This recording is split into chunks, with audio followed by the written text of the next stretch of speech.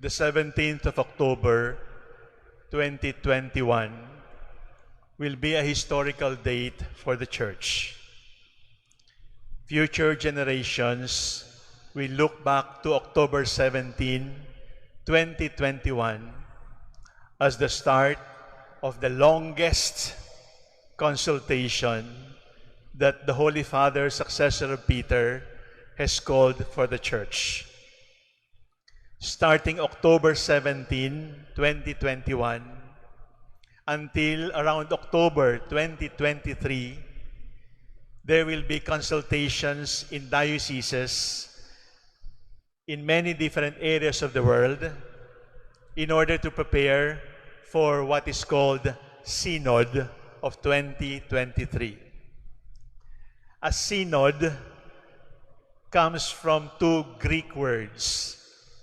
A synod means same way, same road, same path. A synod is not an event that will happen in 2023. The synod is the Church herself, because the Church is God's pilgrim people. So what do we mean when Pope Francis calls for a worldwide consultation? We return to the basics. Why do we consult? Because we want to listen. Why do we listen? Because listening is an act of love. So if the Church is to be a church of love, the Church has to be a church that listens. We cannot afford to be a church that is self-absorbed, a church that looks at itself only, a church that only is motivated by self-preservation. No, the Church is for the life and the light of the world. The Church is here for the salvation of the world. So, what is to be done? The Church will be a listening church. Listen to the aches, listen to the pains, listen to the joys, listen to the difficulties of our people. We cannot avoid it. The Synod of 2023 is affected by the worldwide pandemic. There are a few things that we need to consider and listen to. Number one is the culture of death. It is not just the extrajudicial killings in the Philippines. It is also abortion in many different parts of the world. It is also the culture of war, the culture of terrorism, the culture of killing people in order for other people to live. That culture of death is all over the world. And to that culture of death, the Church must stand up to listen and yet to proclaim the gospel of life. So there is the culture of death. The second D is the threat of disease, the threat of COVID-19. But not only COVID-19, there is also the threat of Ebola in Africa. There is also the threat of AIDS. There is also the threat of HIV. The threat of disease is upon us. And medicine becomes more and more expensive because medicine becomes more and more in demand. So to the culture of death, the Church must listen. To the threat of disease, the Church must have compassion. And then the next D is depression. It is discouragement. It is despair. Working from home is nice, but so many people are getting to be mentally imbalanced because of working from home. Staying secure from COVID-19 in isolation is good and healthy, but we were not meant to be in isolation forever.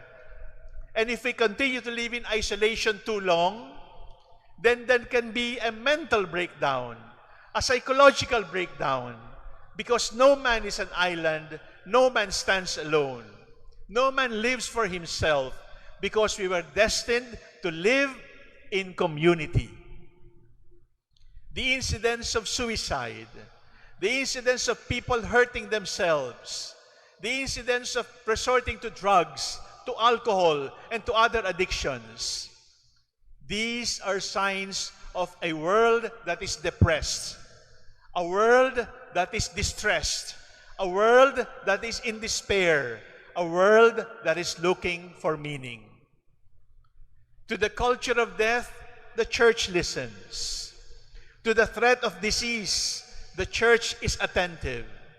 And to the situation of depression, the church is truly concerned.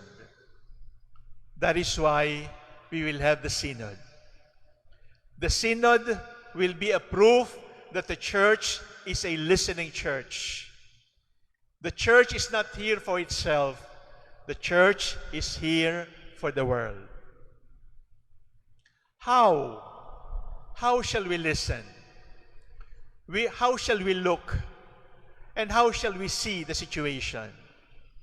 We will look at it from three perspectives. The first perspective is the eyes of Christ. We will look at it from the eyes of Christ. But we will also look at it from the eyes of the apostles, to whom Christ had entrusted his mission. But we will not only look at it from the eyes of Christ and the apostles, we will look at it from the point of view of the crowd, from the point of view of society. As we want to convert society for the Lord, society must also convert us to become more human, to become more compassionate, to become more merciful.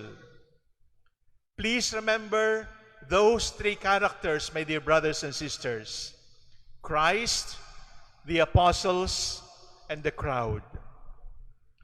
They must work together. You know why? Because if the apostles do not have Christ, then the apostles will only be a non-government organization. If the church does not have Christ, the church will only be a political ideology. So the apostles need Christ. But Christ needs the apostles.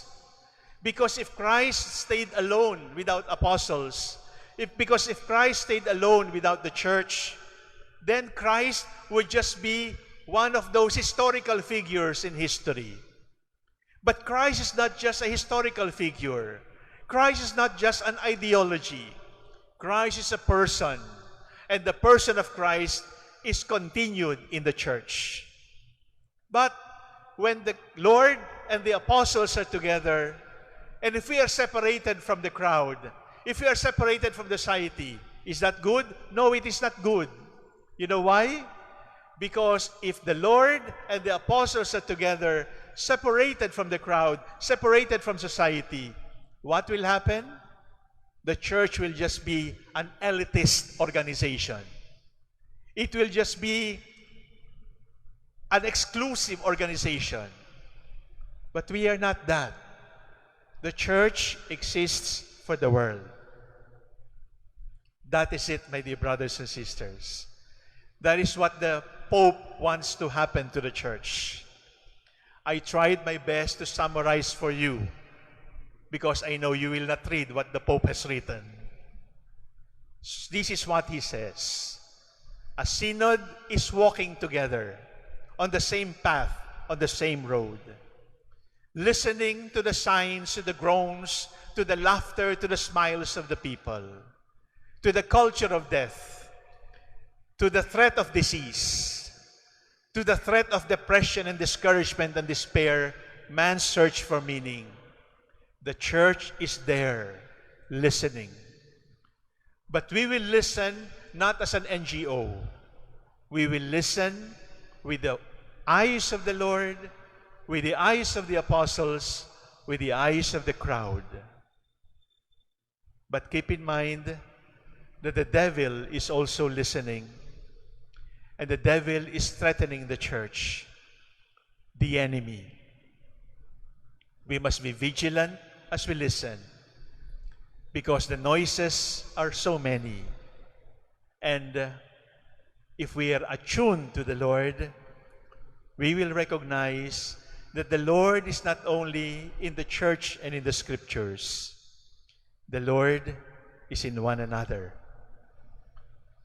Let us listen to one another, because true love listens.